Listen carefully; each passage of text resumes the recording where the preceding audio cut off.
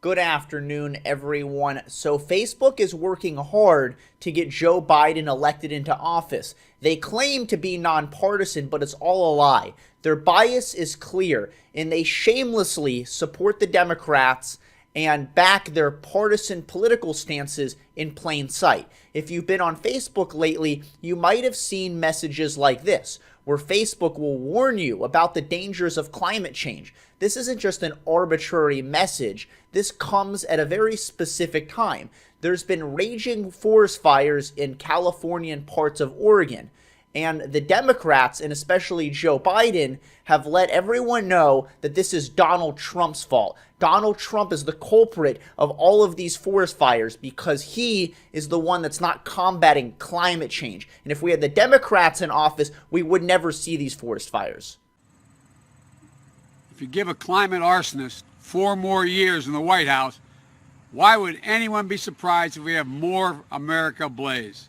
Donald Trump is the cause of the forest fires, and he's a climate change arsonist. And if you give him 4 more years, you can expect many more of these fires to continue. So that's why you need to elect the Democrats. But wait, I thought this happened in the great state of California, the bluest, most liberal state, the state that has the strongest restrictions on emissions. This is the home of the Prius. This is the headquarters of Tesla. This is the headquarters of Elon Musk, the #1 innovator of green technology that ironically hates the Democrats. He recently tweeted this. He told everyone to take the red pill and vote Republican. Yeah, the #1 innovator of green technology told everyone to vote Republican.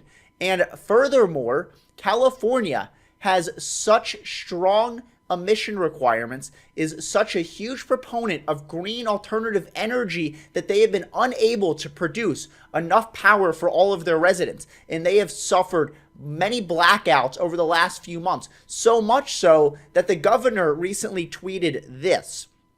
He said, "We can all do our part to conserve energy and help prevent service interruptions during California's heat wave. Between 3 and 10 p.m., set your AC to 78 degrees or higher. Avoid major appliance use. Turn off unnecessary lights." This is in the great state of California with all of their alternative energy use, with all of their electric cars. So what exactly are the Democrats going to do to prevent these fires? And not to mention, as Joe Biden claims that Donald Trump is a climate arsonist, not to mention the real arsonist, you have this. Man arrested for starting wildfire with Molotov cocktail gets released from jail. Starts 6 more fires. I mean, this is shocking. With all of the restrictions that California has, in addition to arsonists setting fires ablaze with Molotov cocktails, it's all Donald Trump's fault. I mean, it's not like this is the red state of Texas where you have cowboys that are rolling around in their gas-guzzling Ford pickup trucks going to see rodeo. This is the great state of California. So please tell me again, how exactly or the Democrats that can't even manage to keep the power on for the residents of their state, how exactly are they going to prevent these fires? Well, they don't tell you that. They just tell you that Donald Trump is a climate change arsonist, and this is all his fault. In addition to all of this, you might have seen these messages on Facebook as well. You have right here. I saw this on Facebook the other day, where right underneath Kayleigh McEnany's White House briefing, where she was citing many of the dangers of mail-in voting, Facebook took it upon themselves to let everyone know that mail-in voting is perfectly fine and perfectly safe. They said voting by mail has a long history of trustworthiness in the U.S. The same is predicted this year. Source, Bipartisan Policy Center. The Bipartisan Policy Center is a lot like independent fact checkers. Not so independent at all. So mail-in voting, especially in this case, universal mass mail-out voting, has been highly susceptible to fraud. In Paterson, New Jersey, they need to redo the entire election due to mail-in voting fraud. And this isn't just some right-wing conspiracy. This is reporting from the very reliable liberal New York Times.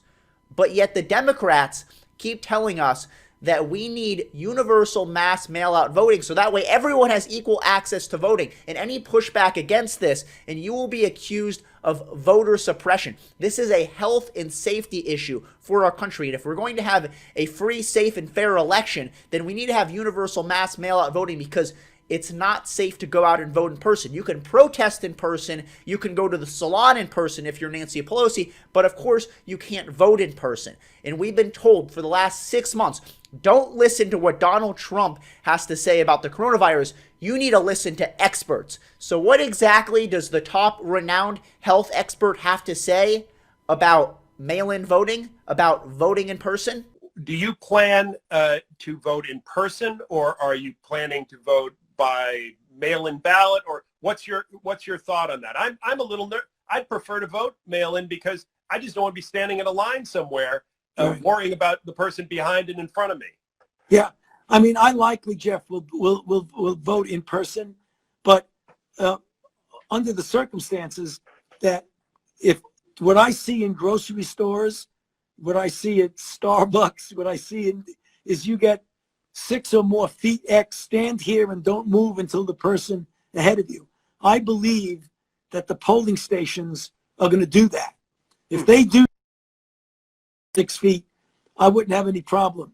So not only does Dr. Fauci find that voting in person is perfectly safe, and you could do so the same way you go to the grocery store. You slap a piece of blue tape on the floor 6 feet apart, wear a mask, and you'll be just fine. But at age 80, he says that he likely plans to vote in person as well. And did you hear the bias of the reporter asking the question? Oh, I'm really, really worried about voting in person. The guy's half of Fauci's age. This is all political.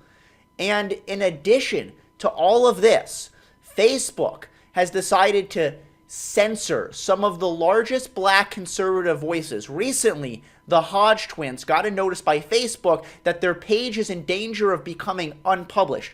Why exactly? Well, because their voices are being heard by too many people. They have too big of an audience, and their message doesn't coincide with the liberal ideologies that you need to believe. The Hodge twins have the #1 most watched video for the search term Black Lives Matter, in which they label it a leftist lie. They also have the #3 and #4 most watched videos for the search term Black Lives Matter. That means they have the top 3 out of the top 4 most watched videos for the search term Black Lives Matter. And any threat to Black Lives Matter is a threat to the Democratic Party winning the presidency on November 3rd. So Facebook decided that's sensitive material, because the truth often is pretty sensitive. So they've been threatened by Facebook that their page may become unpublished. In addition to them, Candace Owens has also received this same message, and Terrence Williams has also received this same message. 4 of the top black conservative voices on Facebook have threatened to be censored. This sounds pretty racist to me, especially from a company that recently put a giant Black Lives Matter banner on their landing page, fighting for equality, fighting against systemic racism. And now they are threatening to ban 4 of the largest black conservative voices on their platform. Sounds pretty racist. So Donald Trump is up against way more than just the Democrats this election. He's up against the Democrats. He's up against all of the big tech giants. He's up against Facebook. He's up against Google. He's up against YouTube. He's up against Twitter. And he's also against the mainstream media. It's going to be an amazing feat this November if he's able to defeat all of them in the face of all of these tech companies coming together with the mainstream media, with the Democrats, which is all just a collective effort to defeat Donald Trump. This is real election interference. This is what real collusion looks like. That's my video. Hope you like it. Please leave your thoughts in the comments below. Subscribe, and I will see you all next time.